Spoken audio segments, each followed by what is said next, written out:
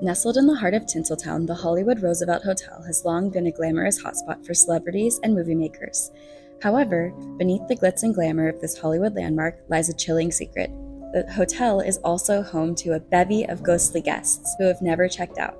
The guest list includes Hollywood superstar Marilyn Monroe.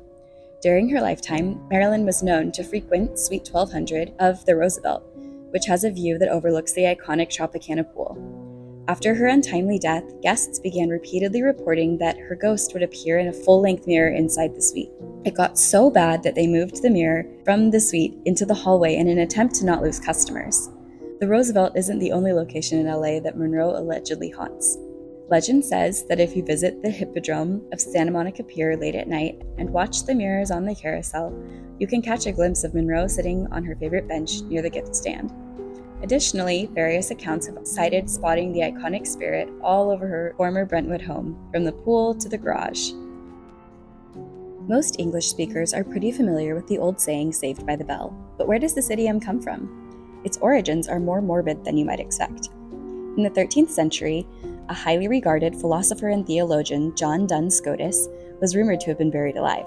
As the story goes, his body was found next to his coffin, arms and hands bloodied after an attempt to claw his way out. Later, a book titled Buried Alive was written in the 1600s. It told the story of a man who was hastily buried by his wicked landlady. When mourners visited his gravesite, they heard a muffled shriek from the tomb and frenzied clawing at the coffin walls. But by the time he was disinterred, he was dead. In order to quiet fears that arose from these chilling ghost stories, coffin makers invented the safety coffin.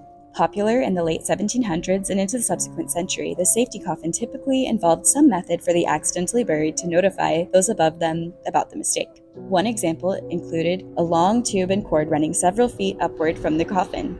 At the top was a bell, such that the wrongfully interred person could shake the cord, ring the bell, and ideally be saved. This is where the term "saved by the bell" originates.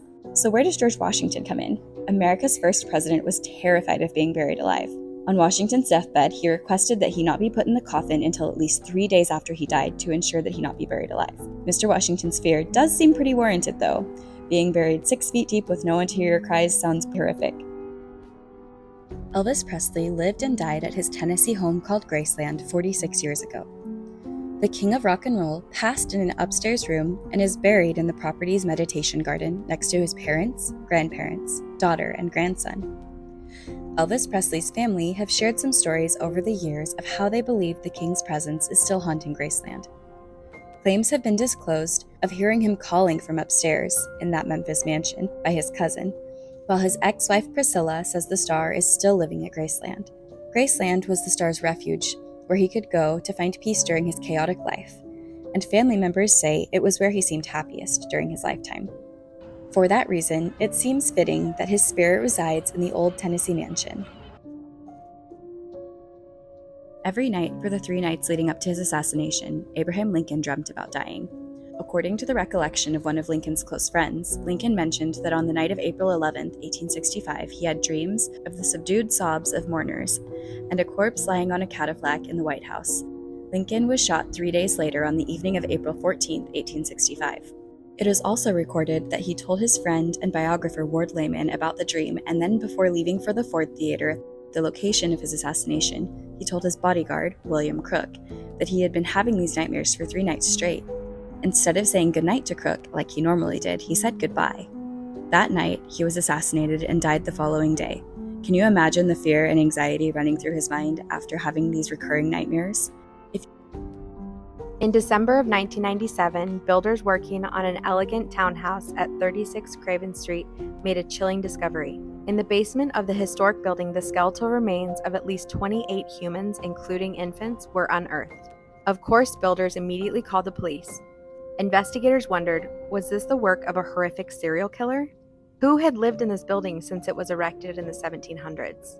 You might be surprised to learn Ben Franklin lived there. The bodies surely didn't arrive at the home when he lived there, right? The bones were carbon dated to the mid-1700s, the exact time when Ben Franklin did indeed reside at Craven Street. So was America's lauded inventor a serial killer? No. Benjamin Franklin was an anatomist. He and his associate William Hewson ran an anatomy school in Ben's basement. At the time, knowledge of the human anatomy was in its infancy, and it was uncommon that any respectable person would donate their body to science because of religious and social beliefs and traditions. So, Franklin and Houston were known to take fresh bodies from new graves in order to later dissect the bodies for science. The intentions of resurrectionists, as they were called, was ultimately driven by curiosity, while still being creepy. While the discovery of bodies in Ben's basement was shocking, much of our anatomical knowledge that has led to medical advancements is due to grave robbing anatomists and scientists just like Ben Franklin. So what do you think? Is what he did justified?